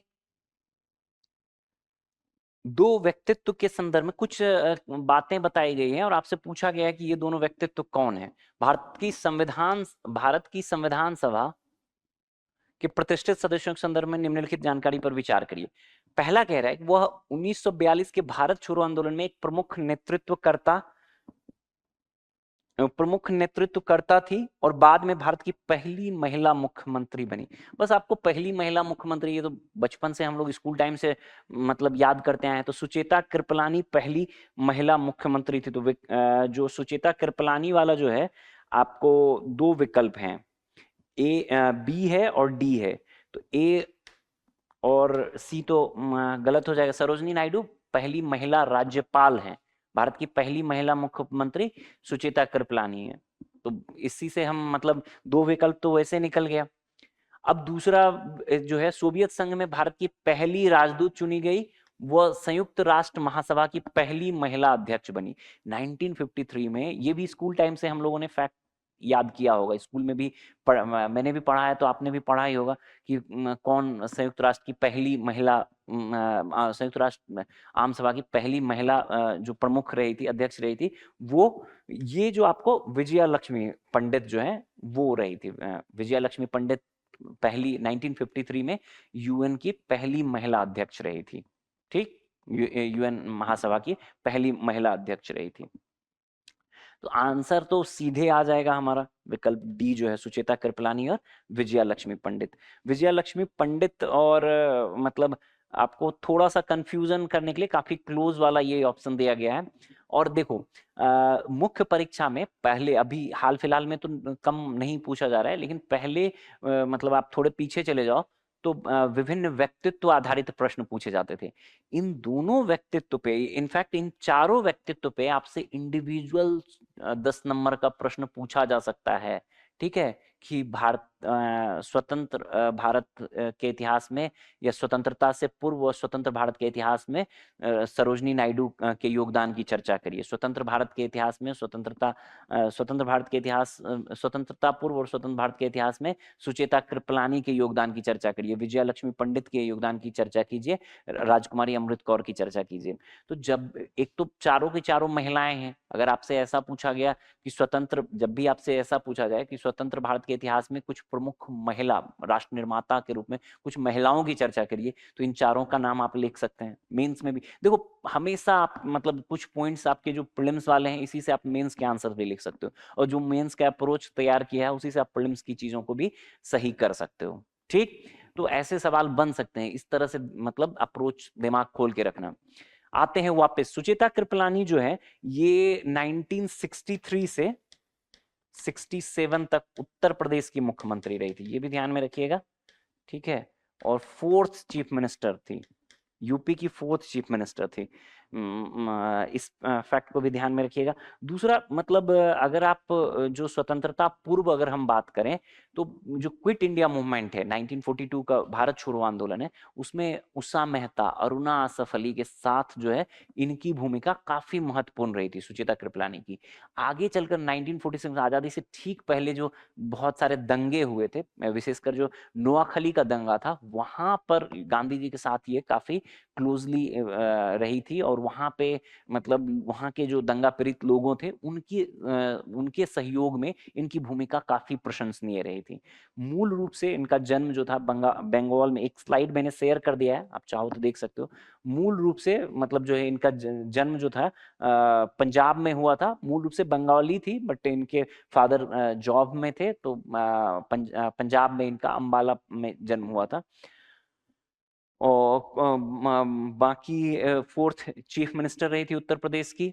ये एक इम्पॉर्टेंट फैक्ट रहा है। क्विट इंडिया मूवमेंट में बहुत महत्वपूर्ण भूमिका रही थी। 1940 के दशक में जो कुछ प्रमुख मतलब महिला महिला आपको स्वतंत्रता सेनानी रही थी, उनमें इनकी मतलब प्रमुखता से गिनती होती है। ठीक, दूसरी जो विजया लक्ष्मी पंडित है, ये आप जो हमारे प्रथम प्रधानमंत्री पंडित जवाहरलाल नेहरू रहे, उनकी बहन रही है। और ये इनकी जो नियुक्ति है, जो इसमें स्टेटमेंट दिया गया है, जो यूएसएसआर था, सोवियत संघ था, उसमें ये पहली राजदूत रही थी भारत की। 1946 में 46 से 48 में यूएन में रही थी। फिर 48 से जो है ये मतलब आपको 52-53 से यूएसएसआर में रही थी, और 1953 में यूएन जनरल असेंबली की पहली महिला अध्यक्ष बनी थी। तो जो ये थोड़े से फैक्ट्स हैं वो आप ध्यान में रखेंगे। अगले प्रश्न पर बढ़ें। अगला प्रश्न है प्रश्न संख्या 68। देखिए यहां पे है, मध्यकालीन भारत के सांस्कृतिक इतिहास के संदर्भ में निम्नलिखित कथनों पर विचार करिए। 3 स्टेटमेंट दिया गया है इसमें। बोला गया है, पहला स्टेटमेंट है, नाथपंथियों का मानना था कि मोक्ष निराकार परम सत्य के ध्यान में निहित है। ठीक है, ये देखो मतलब अगर आप देखोगे अधिकांश जो ये रहे संत रहे, चाहे अधिकांश जो सेक्ट रहा, नाथपंथी रहे हो, सिद्धा रहे हो, आपको जो सिद्धाचारी रहे हो, योगी रहे, योग वाले जो रहे हो, उन सबों ने इसी चीज को माना है कि मोक्ष निराकार परम सत्य के ध्यान में निहित है। नाथपंथियों के साथ साथ आप इसमें ऐड कर सकते हो सिद्धाचारी को, योगी को। ठीक है, ये सभी इसी चीज को मानते हैं कि मोक्ष निराकार परम सत्य के ध्यान में निहित है। ठीक, दूसरा स्टेटमेंट देखो लिंगायतों के बारे में। लिंगायतों ने जाति पदानुक्रम को अस्वीकार कर दिया और धर्म शास्त्रों को धर्म शास्त्रों में अस्वीकृत कई प्रथाओं का समर्थन किया।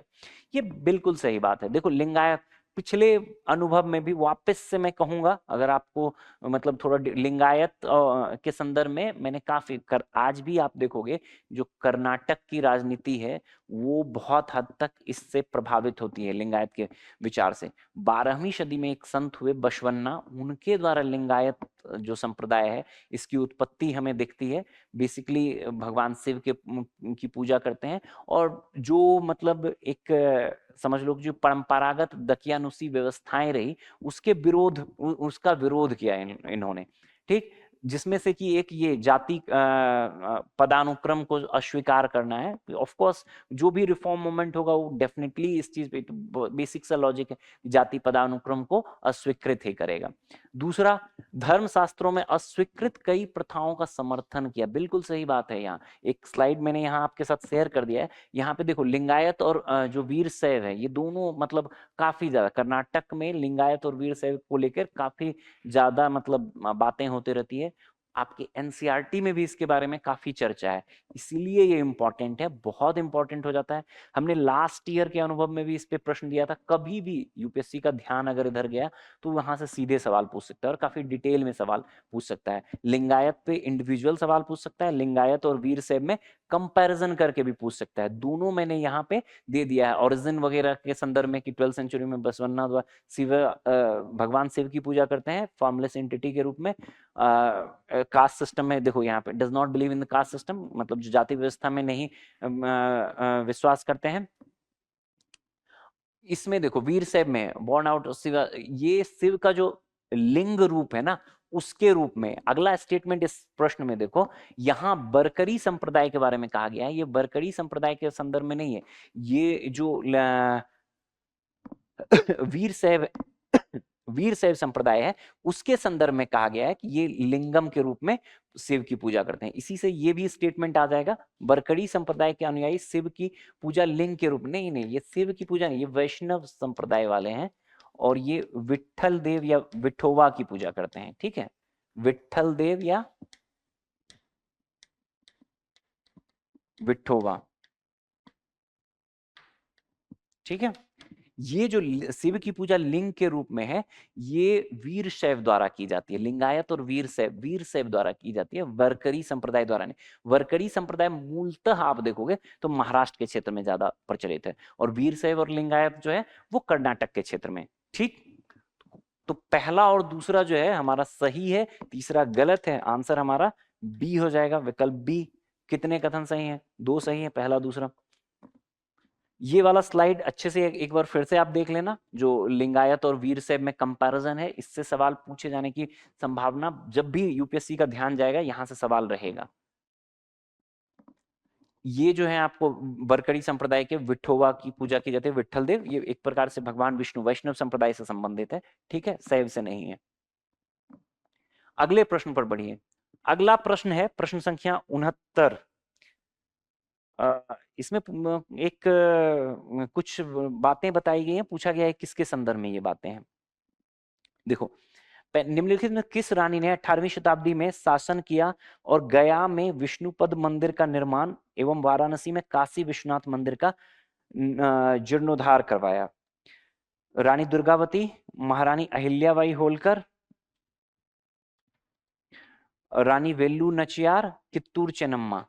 अब देखो, इसमें मतलब मुझे नहीं लग रहा है कि बहुत ज्यादा किसी को भी दिक्कत हुआ हो। जैसे ही किसी भी, जैसे विष्णुपद मंदिर है गया में, अभी चर्चा में है, विष्णुपद कॉरिडोर बनाने की बात की जा रही है। दूसरा, वाराणसी में काशी विश्वनाथ मंदिर की बात के जीर्णोद्धार की बात है। भारत में 100 से अधिक ऐसे मंदिरों का मतलब जीर्णोद्धार करवाने का श्रेय रानी अहिल्याबाई होलकर को जाता है।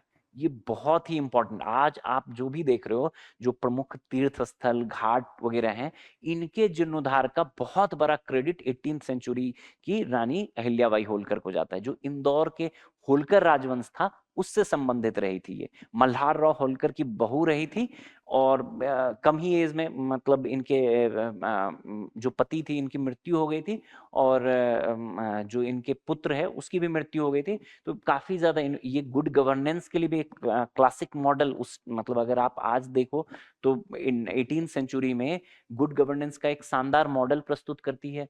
मतलब जन कल्याण के लिए काफी काम किया है और साथ के साथ जो भारत का सांस्कृतिक, इनका जो भारतीय संस्कृति के जीर्णोद्धार में जो इनका योगदान है वो अद्वितीय रहा है। तो कभी भी अगर थोड़ा स्टैंडर्ड का सवाल मेंस में भी बनाना होगा ना, तो सीधे आपसे पूछ सकता है अहिल्याबाई होलकर के मतलब योगदानों पर। और मतलब कहीं भी किसी भी स्टेज में, प्रीलिम्स में, मेंस में, इंटरव्यू में, ये हर जगह के लिए बहुत महत्वपूर्ण हो जाती है। ठीक, तो थोड़ा सा इनके बारे में आप थोड़ा ध्यान में रखेंगे। एक स्लाइड मैंने इनसे संबंधित भी शेयर कर दिया है, यहाँ देखो। अहिल्याबाई होलकर, ये थोड़ा सा इनका प्रारंभिक जीवन परिचय जो है उसके संदर्भ में ये बात की गई है। जो 30 वर्षों तक इंदौर पर शासन किया, जो हमने बात कर ही लिया। जो सैन्य प्रशासन में और जो बेसिकली गुड गवर्नेंस में जो रहा, इनकी भूमिका बहुत ही शानदार है। भारत में सैकड़ों मंदिरों, धर्मशालाओं का निर्माण किया, ध्वस्त काशी विश्वनाथ मंदिर का पुनर्निर्माण किया। जो बनारस में आपको दशमेश घाट है उसके भी जीर्णोद्धार का श्रेय जो है इनको जाता है। तो बहुत ही एक प्रोमिनेंट फिगर रही है भारतीय इतिहास की। ठीक है, अगले प्रश्न पर बढ़ते हैं। अगला प्रश्न है प्रश्न संख्या 70। ये पूछ रहा है कि ओडिशा का डायमंड ट्रायंगल जो हाल ही में खबरों में था, निम्नलिखित में से किस धार्मिक परंपरा से संबंधित है? डायमंड ट्रायंगल के संदर्भ में पूछा गया है कि डायमंड ट्रायंगल किससे संबंधित है। देखो, अभी हाल ही में मतलब ये सबसे पहले तो ये बौद्ध धर्म से संबंधित है। अभी हाल ही में प्रधानमंत्री द्वारा ललितगिरी में एक संग्रहालय का उद्घाटन मतलब करने की बात की गई है। इसी कारण ये फिर से चर्चा में आ गया। तो उड़ीसा का 3 जगह है, ललितगिरी, उदयगिरी और खंडगिरी।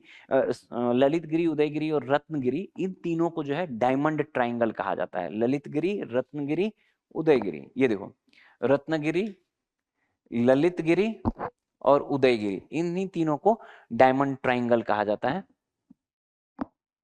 अब देखो, यहाँ पे एक चीज जो ध्यान में रखने वाली बात है कि ये जो मतलब डायमंड ट्रायंगल आज के डेट में ये ट्रायंगल के रूप में दिख रहा है, बट मूलतः जो आप देखोगे जो बौद्ध लिटरेचर है पुराने, उसमें भी इसको मतलब डायमंड ट्रायंगल के रूप में कहा गया है। डायमंड ट्रायंगल कहने के पीछे जो लॉजिक है वो ये है कि ये वज्रयान शाखा से संबंधित है। वज्रयान, आप वज्रयान शाखा इस काल में आप देखोगे, पूर्व मध्यकाल और मध्यकाल में जो सबसे पॉपुलर मतलब शाखा रहा बौद्ध धर्म का, वो वज्रयान शाखा रहा। और जो हीरा को जो है संस्कृत में वज्रमणि कहा जाता है। वज्रमणि, ठीक है। इसी कारण ये वज्र, ये जो मतलब डायमंड ट्रायंगल आया है, ये मतलब ट्रायंगल और इस तरह से नहीं आया है, ये वज्रमणि मतलब वज्रयान शाखा से संबंधित है। संस्कृत में हीरा को वज्र का मणि कहा जाता है, वहां से उद्भूत हुआ है ये नाम। ठीक है, तो इस चीज को भी थोड़ा ध्यान में रखेंगे। 3 जगह आपसे पूछा जा सकता है कौन सा डायमंड ट्रायंगल, मान लो यहाँ तो सीधे पूछा कि डायमंड ट्रायंगल है किससे संबंधित है, बौद्ध धर्म से संबंधित है। आपसे ये भी पूछा जा सकता है कि कौन कौन है इसमें, तो तीनों नाम आप ध्यान में रखेंगे। ललित गिरी, जहां पे कि अभी हाल ही में पीएम द्वारा वो एक संग्रहालय का उद्घाटन किया गया है, रत्नगिरी और उदयगिरी भी। अगला प्रश्न देखिए, प्रश्न संख्या 71 आपके स्क्रीन पर है। इसमें दिया गया है गुप्त काल में भूमि के प्रकार और अर्थ। अब देखो ये भी फिर से कंप्लीट फैक्चुअल सवाल है, आपको ध्यान में रखना पड़ेगा और कोई विकल्प हो नहीं सकता इसका। इसमें बहुत से बहुत, आप ये तीसरा वाला जो है ना, बस्ती आवासीय भूमि भूमि, ये थोड़ा कॉमन है, आप इसको ध्यान में, मतलब ये आपके ध्यान में रहा होगा तो आप उससे कर सकते हो। देखो इससे आंसर निकलता है 3 का सी, नहीं सिर्फ इससे नहीं निकलेगा, हम 2 तो एलिमिनेट कर लेंगे, लेकिन बाकी जो है हमें देखना पड़ेगा। जो गपत सारा है ये चारागाह भूमि को कहते हैं, गपत सारा चारागाह भूमि को कहते हैं, और जो खिल है ये जुताई रहित भूमि को कहते हैं। अब देखो यहाँ पे अब कोई भी, फिर जैसे पिछला वाला सवाल था थोड़ा करंट के चर्चा की बात थी, उसके पीछे थोड़ा लॉजिक भी था, आप एक बार पढ़ोगे तो अगर उस लॉजिक पे आधार पे कोई प्रश्न पूछेगा, क्यों डायमंड ट्रायंगल कहते हैं, वज्रमणि वज्रयान शाखा, समझ में आता है। अब यहाँ पे कंप्लीट फैक्चुअल है, आप कुछ नहीं कर सकते हो, आप ऐसे सवाल रहेंगे, पेपर में रहते हैं, इसलिए हम भी ऐसे सवाल आपको टेस्ट में देंगे ही। तो ये वाला जो सवाल है, मतलब आपको याद है तो ही आप कर सकते हो, अदरवाइज कोई स्कोप नहीं है, एलिमिनेट करके भी आप नहीं कर पाओगे, क्योंकि मान लो वस्ती थोड़ा कॉमन टर्म है, आवासीय भूमि के लिए यूज होता है, लेकिन बाकी 2 आपको पता होना चाहिए, तभी आप कर सकते हो। तो विकल्प ए जो है हमारा सही उत्तर हो जाएगा। जो खिल है ये जुताई रहित भूमि है, और गपत सारा जो है चारागाह भूमि है। ठीक, सही उत्तर विकल्प ए हो जाएगा। अगले प्रश्न पर बढ़ते हैं। अगला प्रश्न देखो, यहाँ पे कुछ विद्रोहों की चर्चा की गई है, और उसके साथ मतलब मैचिंग दिया गया है, पूछा गया है कि आपसे कौन सा मतलब सही है। ठीक, देखो पहला है आदिवासी मुंडा विद्रोह। मुंडा विद्रोह कब हुआ था? 1800, काफी प्रसिद्ध, उलगुलान भी बोलते हैं, मतलब इतना मतलब प्रभावी रहा था कि उलगुलान, उलगुलान मतलब महान हलचल होता है, इसलिए मुंडा विद्रोह को उलगुलान भी कहते हैं। 1899 से 1900 बिरसा मुंडा के नेतृत्व में जो झारखंड का छोटा नागपुर पठार का क्षेत्र है वहां पे हुआ था। तो ये बात, मुंडा विद्रोह और ये छोटा नागपुर का पठार, ये दोनों चीजें तो मिल रही हैं। तीसरा देखो विद्रोह का परिणाम, छोटा नागपुर काश्तकारी अधिनियम सीएनटी, छोटा Nagpur tenancy act, CNT act को वापस लिया जाना, नहीं नहीं नहीं, ये तो गलत है। अब ये कहीं से लॉजिक लग रहा है कि सीएनटी एक्ट तो इसके इस विद्रोह के बाद जो रिफॉर्म किया गया, सुधार किया गया इस क्षेत्र में, उसके लिए ले आया गया। इससे जो स्थानीय आदिवासी थे उनको बहुत सारे उनके अधिकार सुनिश्चित करने का प्रयास किया गया। 1908 में सीएनटी एक्ट आया था, छोटा नागपुर टेनेंसी एक्ट। ठीक है, तो 1908 में ये इस विद्रोह के परिणाम स्वरूप माना जाता है कि इसको लागू किया गया, वापस लेने की तो बात ही नहीं है। आज भी झारखंड के, मतलब आप झारखंड, अगर आप झारखंड से हो या झारखंड पीसीएस की तैयारी कर रहे हो, तो वहाँ काफी इंपॉर्टेंट हो जाता है सीएनटी एक्ट, और उसके प्रावधान, डिटेल प्रावधान पूछे जाते हैं। ठीक है, तो उसको लीव इट, उसको छोड़ सकते हो आप। और ये वाला वापस नहीं लिया गया, लागू किया गया, तो पहला वाला तो मैचिंग गलत है। दूसरा देखो भील विद्रोह, भील विद्रोह कह रहा है गारो जयंती पहाड़ियां, अब यही गलत है यार, गारो जयंती पहाड़ियां में कहां से होगा भील विद्रोह? आपको मतलब जो भील ट्राइब्स है वो बेसिकली आपको पश्चिमी भारत में हमें दिखते हैं, पश्चिमी भारत और कुछ मध्य भारत में, ले आपको पूर्वोत्तर में भील ट्राइब्स की संख्या ना के बराबर होगी, ठीक है, मतलब जहां तक मैं एग्जैक्ट नंबर तो नहीं बता सकता हूँ, बट लगभग आप मान सकते हो ना के बराबर। अब ये जो गारो खासी जयंतियां हैं, ये मेघालय के क्षेत्र में, वहां पे भील विद्रोह क्यों होगा? भील ट्राइब की संख्या ही नहीं होगी तो भील विद्रोह ही क्यों होगा? लॉजिकल है, एकदम आसान सा है। इसको भी आप गलत कर सकते हो, इसमें ये भी गलत है। भील विद्रोह जो है बेसिकली 1818 में चालू हुआ और इसका लगभग 12-13 साल तक, 1831 तक इसका प्रभाव रहा था। और गुजरात और महाराष्ट्र का जो क्षेत्र है उसमें भील विद्रोह हुआ था, तो ये भी गलत है। तीसरा देखो, संथाल विद्रोह, ये एक फिर से बहुत महत्वपूर्ण विद्रोह 1855-56 में, ठीक है। राजमहल पहाड़ियां, बिल्कुल सही, जो आज का झारखंड का राजमहल हिल्स वाला क्षेत्र है वहां पे हुआ था, ठीक। 4 भाई थे, सिद्धू, कानू, चांद, भैरव, और उनके द्वारा अंग्रेजों के विरुद्ध, मतलब एक काफी बहुत, मतलब जो जितने भी आदिवासी विद्रोह हुए हैं भारतीय इतिहास में, उसके एक उसका एक समझ लो कि एक बहुत ही उसमें सबसे प्रमुख स्थान के रूप में ये रखता है। जो मुंडा विद्रोह है या संथाल विद्रोह है, काफी महत्वपूर्ण स्थान दिया जाता है, ठीक है। इसकी तारीफ रविन्द्रनाथ टैगोर द्वारा भी की जाती है, ठीक 1857 की क्रांति से पहले हुआ था, तो बहुत महत्वपूर्ण है ये, ठीक। थोड़ा सा आप इसके बारे में 1-2 लाइन और भी ध्यान में रख सकते हो। संथाल परगना की स्थापना, बिल्कुल सही बात है। अब देखो वहां पे क्या कह रहा है कि छोटा सीएनटी एक्ट एबोलिश किया गया, नहीं, सीएनटी एक्ट लागू किया गया, और यहाँ पे जब संथाल विद्रोह हुआ, समाप्त हुआ, तो संथाल परगना जिले की स्थापना, आज भी संथाल परगना झारखंड में एक कमिश्नरी है, संथाल परगना जिले की स्थापना की गई संथाल विद्रोह के उपरांत, और उसके माध्यम से जो संथाल परगना टेनेंसी एक्ट भी पारित हुआ, और संथालों के जो अधिकार हैं, जो कुछ परंपरागत अधिकार थे, उसको सुनिश्चित करने का प्रयास किया गया। तो केवल यही वाला सही है, केवल एक सही है, विकल्प ए हमारा सही उत्तर हो जाएगा। जब भी किसी भी विद्रोह के संदर्भ में पढ़ो, तो बस 3 ही, जैसे मैंने आपको वहां बताया था कि राजवंश के संदर्भ में 4-5 जो 5 लाइन 6 लाइन में आप चीजों को ध्यान में रख सकते हो, सिमिलरली 3 लाइन में आप विद्रोह को ध्यान में रख सकते हो। जो आपसे बनने लायक सवाल होंगे आप आराम से कर लोगे। विद्रोह हुआ कहाँ पे, किस क्षेत्र में हुआ, देखो सवाल उसी से है, क्षेत्र पूछा गया है। विद्रोह का टाइम पीरियड क्या है, इसमें टाइम पीरियड की चर्चा नहीं है, लेकिन टाइम पीरियड क्रोनोलॉजी में सजाने के लिए आपसे पूछ सकता है कि टाइम पीरियड क्या है। इसी विद्रोह को क्रोनोलॉजी में सजाने के लिए पूछ सकता है, तो सबसे पहले भील विद्रोह हो जाएगा, फिर संथाल, फिर मुंडा, ठीक। तो उस अप्रोच में भी आप चीजों को ध्यान में रखेंगे। पहला क्षेत्र कौन सा हो गया, दूसरा टाइम पीरियड क्या है, और तीसरा मतलब जो है इसके प्रमुख नेता क्या कौन थे, अगर 1-2 का नाम आप ध्यान में रख सकते हो। बिरसा मुंडा के बारे में मैंने कहा, सिद्धू, कान्हू, चांद, भैरव के बारे में कहा, और इसका परिणाम क्या हुआ। ऑफ कोर्स कोई भी जो आदिवासी विद्रोह होगा, वो एकदम से जो अपने मूल लक्ष्य के लिए, प्राप्ति के लिए होगा, वो तो मिलेगा नहीं, लेकिन कुछ सुधार जरूर होंगे, कुछ ना कुछ सुधार करके लागू किया जाएगा।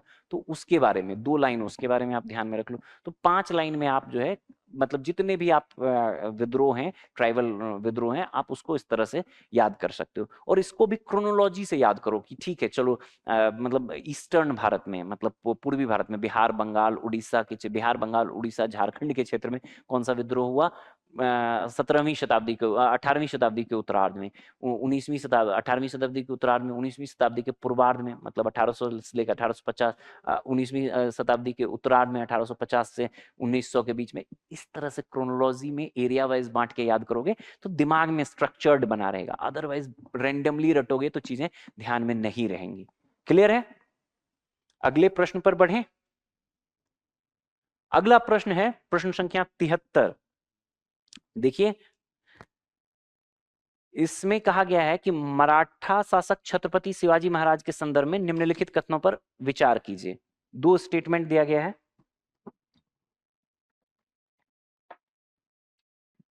पहला है, उन्होंने रणनीतिक रूप से महत्वपूर्ण शहर बसरूर पर एक नौसैनिक अभियान का नेतृत्व किया और पुर्तगालियों को हराया, ठीक है। दूसरा है, उन्होंने संस्कृत ग्रंथ बुद्ध भूषणम लिखा, जिसमें शासन और सैन्य रणनीति के सिद्धांत दिए गए हैं, ठीक है। देखो, ये वाला जो है सवाल पूछा गया है, इसमें से पहला वाला जो है ये सही है।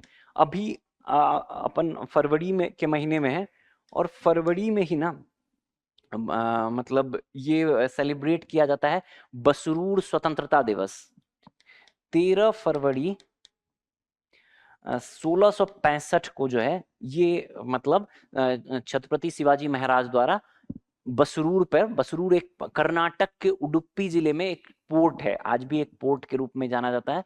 वो एक पोर्ट था जिस पर कि छत्रपति शिवाजी महाराज द्वारा आक्रमण किया गया और पुर्तगालियों को पराजित किया गया। यह इसलिए इंपॉर्टेंट हो जाता है, दो चीजें हैं, एक तो बसरूर स्वतंत्रता दिवस मैंने कहा कि अभी मनाया जाता है 13 फरवरी को, इससे इस कारण भी इंपॉर्टेंट हो जाता है। आप देखोगे तो ये लगभग 360 साल इसके होने चले हैं, उस हिसाब से भी आप ध्यान में रखोगे, थोड़ा सा रहता है चर्चा।